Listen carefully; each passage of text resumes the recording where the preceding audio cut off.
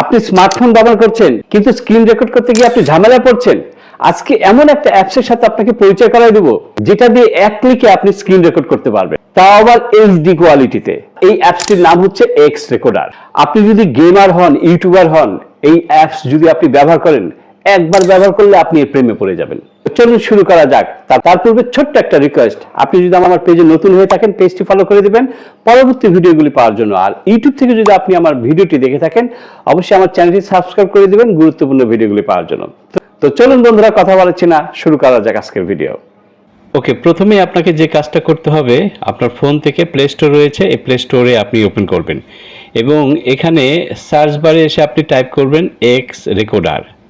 X recorder লিখলেই দেখবেন এই যে এক্স রেকর্ডার নামে একটি অপশন আপনার সামনে শো করবে। এক্স রেকর্ডার নামে এরকম অনেক সফটওয়্যার কিন্তু আপনার সামনে আসবে। আপনি একটু চেক করে দেখবেন যে এই সফটওয়্যারটা অ্যাকচুয়ালি কতজন মানুষ ব্যবহার করছে এবং কত এমবি। দেখেন 17 এমবি এবং দেখেন এখানে রয়েছে 100 মিলিয়ন প্লাস ডাউনলোড করা হয়েছে। সো আপনি এটাকে চুজ করে নেবেন এবং আপনি ইনস্টলে ট্যাপ করবেন। এখন এইভাবে ইনস্টল হতে থাকবে।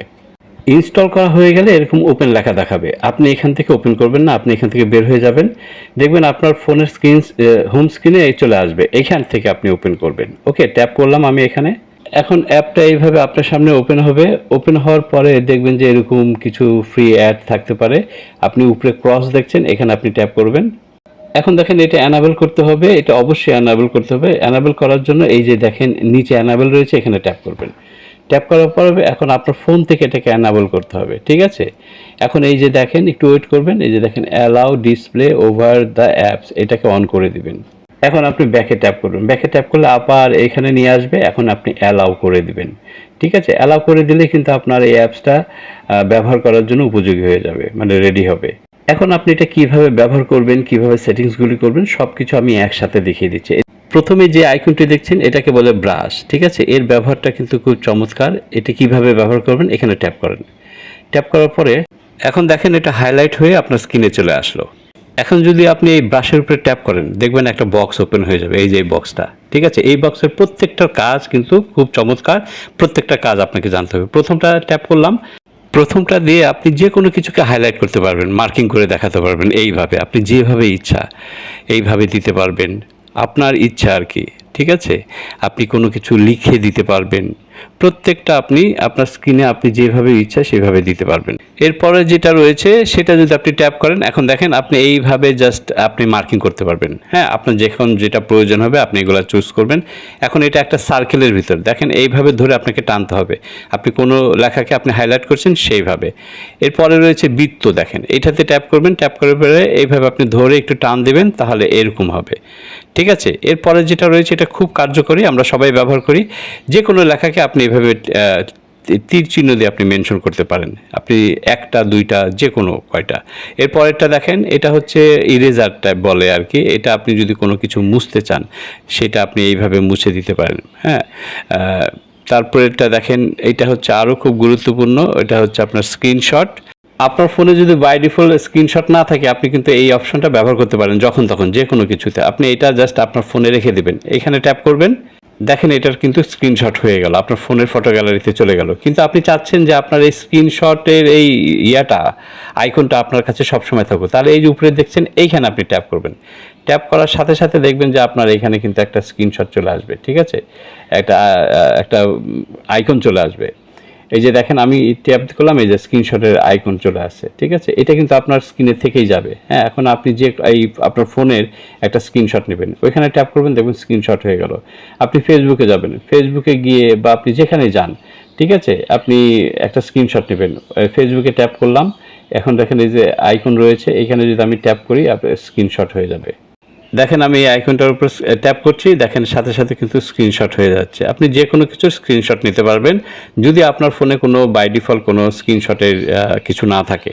আবার যখন আপনার প্রয়োজন পড়বে না, এটাকে চেপে ধরে এই যে ক্রসে দিবেন, এটা চলে যাবে এখান থেকে। আবার আপনি ওইভাবেই আবার সেটা নিয়ে আসতে পারবেন, ঠিক আছে।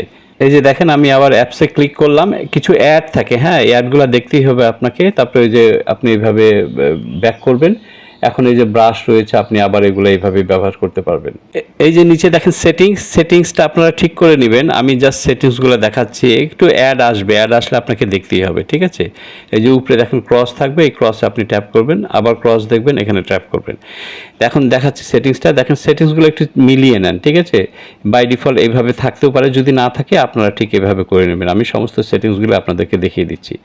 ঠিক একটু নিচে নামবেন, নেমে প্রত্যেকটা চেক করে দেখবেন যে আমার মতো রয়েছে কিনা, ঠিক আছে? যেহেতু আমি এই অ্যাপসটা অনেক আগে থেকে ব্যবহার করি, আপনাদের দেখানোর জন্য আমি এটাকে রিমুভ করেছি। রিমুভ করে নিয়ে তারপরে আবার নতুন করে আমি ইনস্টল করে দেখাচ্ছি, ঠিক আছে? কিন্তু আপনাদের ঠিক এইরকম সেটিংসটা করে নিতে হবে, হ্যাঁ? অনেক সময় দেখছেন আপনি কথা বলছেন, আপনার সাউন্ড আসছে না, অনেক সমস্যা হচ্ছে, তখন এটা দেখে আপনি ঠিক করে নেবেন, তাহলে ঠিক হয়ে যাবে, কোনো রকম সমস্যা থাকবে না। ওকে, আপনি যখন আপনার রেকর্ডিং করবেন, এই অ্যাপসে আপনি প্রবেশ করবেন, স্ক্রিন রেকর্ডিং করবেন যখন আর কি, ঠিক আছে? প্রবেশ করার পরে আপনাকে এইভাবে দেখাবে, একটা অ্যাড আবার আসবে, অ্যাডটা দেখতেই হবে, এটা কিছু করার থাকে না, খুব একটা বিরক্তিকর কিছু না, জাস্ট অল্প সময়ের জন্য। এবং দেখেন আপনার অ্যাড দেখার পরে আপনি যখন আসবেন, এই যে রেকর্ড দেখছেন, এখানে আপনি ট্যাপ করবেন। ট্যাপ করলে কিন্তু আপনার 1 2 3 বলে আপনার রেকর্ড শুরু হয়ে যাবে। এই যে দেখেন রেকর্ডের আইকন এখানে আছে, ঠিক আছে? এখানে কিন্তু আপনাকে টাইমিংটা দেখাবে। এটা আপনার সুবিধা মতো আপনি যে কোনো জায়গায় এটাকে নিয়ে রাখবেন, নিচে রাখতে পারেন, উপরে রাখতে পারেন। ওকে, এখন আপনি ওই যে এই আইকনগুলি চাচ্ছেন, ওই যে ওখানে ট্যাপ করলে কিন্তু আপনার এই আইকনগুলি দেখাবে। আপনি যেটা ব্যবহার করতে চান সেটা করবেন। করার পরে যখন আপনি মানে এটাকে ক্রস করবেন, তখন আপনি ওইটাতে ট্যাপ করবেন, ঠিক আছে? এই যে আপনি মার্কিং করলেন, করার পরে আপনি এই ক্রসে টিপ দিবেন, টিপ দিয়ে তারপরে আপনি ফেসবুকে বা যেটা ঢুকতে যাচ্ছিলেন সেটাতে প্রবেশ করবেন, ঠিক আছে? আশা করি স্ক্রিন রেকর্ডার কিভাবে ব্যবহার করতে হয় সম্পূর্ণ বিষয়টা আপনারা বুঝে গেছেন। যদি না বুঝেন অবশ্যই ভিডিওতে কমেন্টস করবেন, আমি বলে দেওয়ার চেষ্টা করব। এছাড়া আপনাদের কী ধরনের সাহায্য বা কী ধরনের ভিডিও দরকার অবশ্যই ভিডিও কমেন্টস করে যাবেন। ভালো থাকবেন, শীঘ্রই দেখা হচ্ছে নতুন টপিকস নিয়ে নতুন ভিডিওতে। বাই।